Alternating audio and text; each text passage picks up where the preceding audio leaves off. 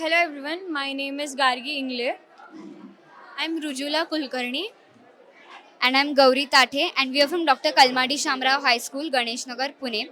So, as we know that when goods are transported via ship due to reasons such as natural calamities and malfunctions and damages in the ship itself, these ships meet with accident and therefore cause huge losses to the companies and the industries, and not just the good damages but also the financial losses as well.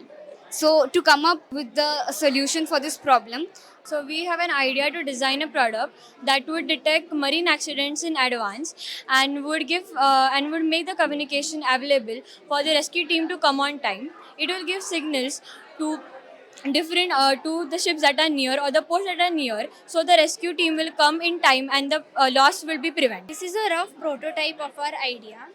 So when the boat starts to sail in the sea, it has an average level of movement which is considered as normal, and this level of movement changes according to the climates around.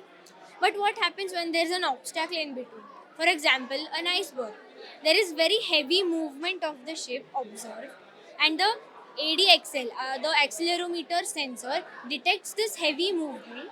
And if the heavy movement is detected twice or thrice in a row, signals are sent to the nearest ships, the ship docks, and to the saved number in the EEPROM through GSM.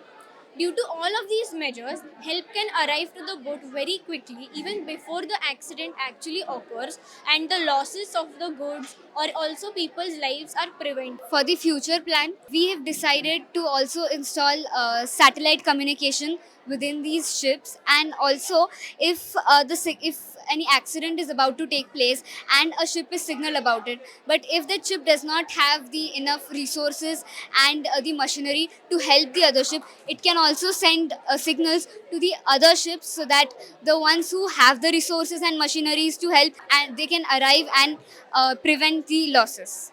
Thank you. We have used two robotic components here. One is the accelerometer sensor ADXL, and the other is Arduino Uno, which is a microcontroller which takes in inputs such as blinking of LED and the sound waves, etc., and gives out outputs. Thank you. Thank you.